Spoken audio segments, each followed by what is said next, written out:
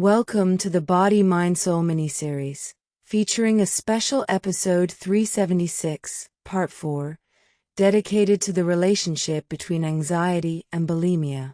Today, I'm sharing some therapeutic approaches. Why do we keep eating when our body has already told us it had enough? Why do we know we're full, yet still reach for another bite? Why can an emotion be more powerful than the sensation of fullness? Because many people no longer live connected to their bodies. They live connected to stress, to haste, to fear, to autopilot. The real problem is not always the binge itself. It is the disconnection. And when we cease to feel ourselves, we begin to lose the freedom to choose. A philosophical theme with broad application in clinical practice and in the care of both self and others. The neuroscience of the body. Neuroscientist Antonio Damasio demonstrated that emotions and bodily sensations play a continuous role in our decision-making. We do not decide using reason alone. We also decide with our bodies. Consequently, when we cease to perceive our bodily signals, we also lose the ability to self-regulate. The body does not lie. It has been asserted that our emotional history is inscribed within the body. Muscle tension, shallow breathing, and rigidity are not merely postures. They often reflect learned survival strategies. Therefore, changing our thoughts is not enough. We also need to re-inhabit the body. Porges and safety. Stephen Porges explains that when the nervous system perceives safety, it becomes much easier to regulate emotions, make decisions, and reduce impulsive reactions. Thus, before fighting against a binge-eating episode, we must ask ourselves, does my body feel safe? For an organism living in a state of constant alert will seek relief wherever it can find it. Alan Shore. Shore demonstrated that emotional regulation develops through secure attachments. When this regulation fails to consolidate properly, many people later turn to external regulators, such as food, alcohol, shopping, screens, or compulsive work, to cope. The problem is not the food itself, rather, it is the difficulty in regulating suffering. Carl Jung. Jung proposed approaching the shadow rather than fighting it. He suggested asking it, "What have you come to show me?" Every impulse carries a message. Awareness lies in listening to that message before reacting. Ken Wilber.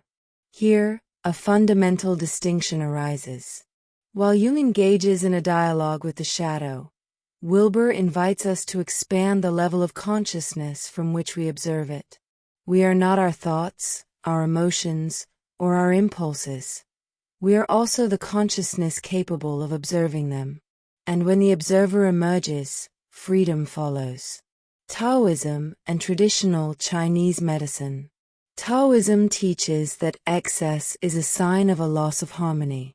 Traditional Chinese medicine describes how excessive worry, sustained stress, and emotional imbalance can disrupt the energetic dynamics traditionally associated with the spleen, stomach, and liver. Restoring balance means returning to a natural rhythm. Breathing, chewing slowly, moving the body, resting, and listening to internal signals. Beacon Exercise 1. The Consciousness Traffic Light. Before eating, stop. Breathe. Ask yourself, am I physically hungry? Or am I trying to soothe an emotion? That pause alone begins to alter the automatic circuit. Beacon Exercise 2. Listening to the body. During the meal, pause several times. Close your eyes. Ask yourself, has my hunger decreased? Many people discover that their body had already said, enough, yet their mind kept eating. Beacon Exercise 3. Conscious acupressure. While breathing slowly, massage the naguan, PC6, point to foster calm. The naguan point is located on the forearm and is known for relieving nausea, calming anxiety, and regulating the digestive system. Research validates its effectiveness against postoperative or chemotherapy-related nausea.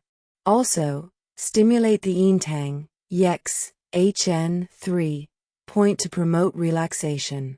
This point is located in the center of the forehead, exactly between the eyebrows. Known as the palace of the mind, or the third eye, its primary function is to calm the nervous system, reduce stress, and aid sleep. If you practice Qigong, perform a few minutes of gentle movement. It is not about eliminating the impulse.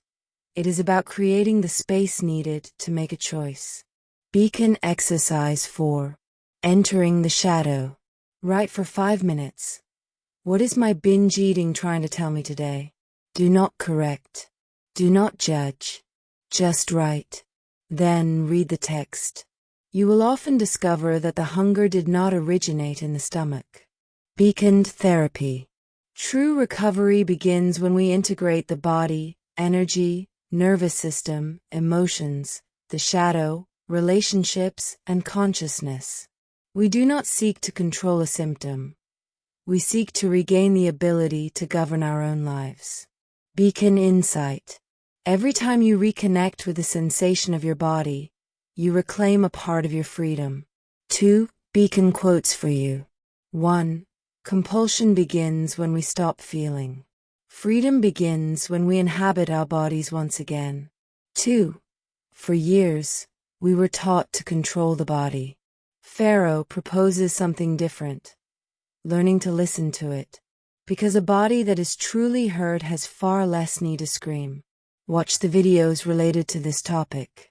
Study the comprehensive Pharaoh method with ECEL Pharaoh. Learn science with consciousness, because when it comes to health, knowledge is not neutral. It is vital. Like, share, and comment on this video. Put what you've learned into practice. Don't miss upcoming videos and other mini-series. Subscribe to the YouTube channel to access this content and more.